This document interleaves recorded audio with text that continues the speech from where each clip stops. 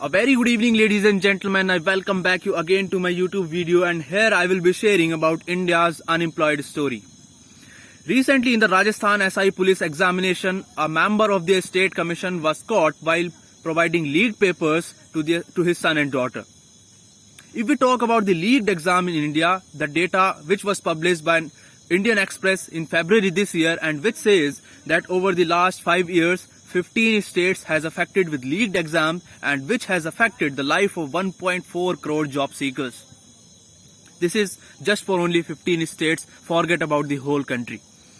Another story is that in Jharkhand police examination, posts were only 583, but the job seekers application were 4.4 lakh. In recently concluded examination of Delhi Police Constable, where the vacancies were 60,000, but the job seekers or those who had filled the applications were more than 10 lakh.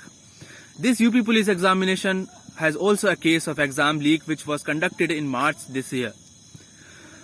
See, this unemployment rate is continuously increasing in India. If we talk about the graduates, those who are passing out in India every year, the number is 10 million. But the skilled are only a few percent.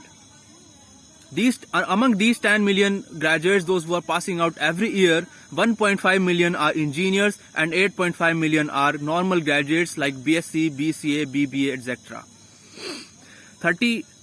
65% of India's workforce is less than 35 years of age, but only 2% are skilled. This unskilled workforce in India are becoming burden. They should be productive for India's growth rate or India's story to be developed by the year 2047. But this is becoming burden over the country, because country has a huge pressure to create jobs. If we talk about unskilled jobs, the labor-intensive manufacturing has also been decreased, because the labor-intensive exports by India has also decreased by 12% from 2018. And the reason behind it, other countries are having a share of foreign direct investment. Post-China stories, when many foreign companies were seeking to give foreign direct investment to other countries, India has higher tariff than other countries.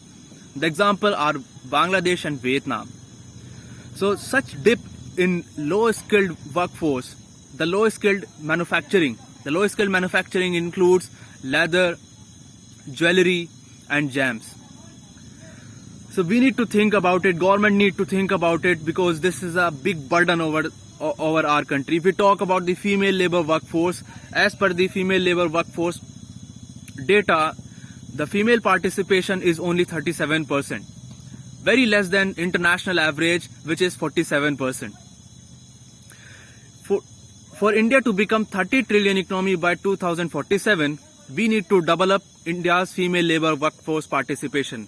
This doubling up of India's female labor workforce participation to around 70% will increase India's growth rate by 9.6%. Then only we will be able to have more and more jobs. Then only our economy will be growing at a vast rate.